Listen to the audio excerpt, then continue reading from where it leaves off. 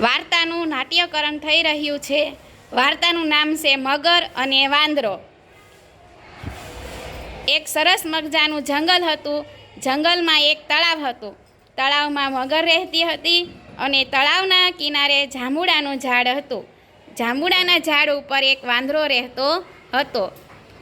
વાંદરો રોજ જાંબુડા ખાય અને થોડાક જાંબુડા મગરને આપે.